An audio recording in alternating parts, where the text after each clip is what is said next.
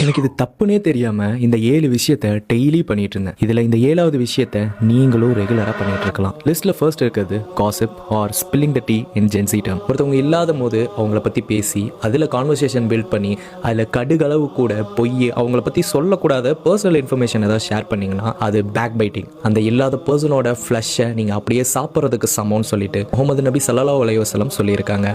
Trolling அல்லது judging the people. நம்மளை சுத்தி இருக்கிறவங்கள சீர்க்க வைக்கிறதுக்காக ஒருத்தவங்களை ரோஸ்ட் ஆர் ட்ரோல் பண்றது, அவனுக்கு ஒண்ணுமே தெரியாது, இஸ் ஃபிட் ஃபார் நத்திங்னு ஜட்ஜ் பண்றது, இந்த மாதிரி விஷயங்களை நம்ம கண்டிப்பா அவாய்ட் பண்ணுவோம். ஏன்னா இறைவன் சொல்றான், இந்த ஒரு விஷயத்துல மேபி நீங்க அவரை விட பெஸ்டா இருக்கலாம், ஆனா உங்களை விட மற்ற விஷயங்கள்ல அவரு சிறந்தவரா இருக்கலாம். Third one Riya. நல்ல விஷயங்களை பண்ணி அந்த நல்ல விஷயங்களை 4 பேத்துக்கு நான் இந்த நல்ல விஷயம் பண்ணியிருக்கேன் பாருங்கிறத காட்டுறது. இந்த ரியா பண்றதையே ஒரு நீஷா வச்சு அதையே கண்டென்ட்டா மாத்திட்டு நிறைய பேர் பண்ணிட்டு இருக்காங்க. கேட்டா என்ன பார்த்து ஒரு 4 பேர் பண்ணுவாங்கன்னு சப்பக்கட்டு கட்டுறது. முடிஞ்ச அளவுக்கு இந்த மாதிரி விஷயங்களை நம்ம அவாய்ட் பண்ணிக்கலாம். என்னையும் சேர்த்து தான் சொல்றேன். கான்ஸ்டன்டா கம்ப்ளைண்ட் பண்றது, என்னடா வாழ்க்கை இது, எனக்கு மட்டும் ஏன் இப்படிலாம் நடக்குது, சிம்பத்தி கிரியேட் பண்றதுக்காகவே இன்ஸ்டாகிராம்ல ஸ்டோரி வைக்கிறது. உங்களை சுத்தி உங்களுக்கு எவ்வளவு பிளஸிங்ஸ் இருக்குங்கிறத கவுண்ட் பண்ணுங்க. காசா மக்கள் படுற கஷ்டத்தை பாருங்க. அவங்க படுற கஷ்டத்தை பார்க்கும் போது இறைவன் நம்மளையே எவ்வளவோ நல்ல வழியில வச்சிருக்கான். ஸோ சந்தோஷமா இருந்தீங்கன்னா இறைவனுக்கு நன்றி சொல்லுங்க. வருத்தமா இருந்தீங்கன்னா இறைவன் கிட்ட சொல்லி புலம்புங்க. அதை இன்ஸ்டாகிராம்ல வாட்ஸ்அப்ல ஸ்டோரி அண்ட் ஸ்டேட்டஸா வைக்க வேணும். Forwarding everything. ஒரு விஷயத்தை நீங்க கேள்விப்படுறீங்க, அது உண்மையா பொய்யான்னு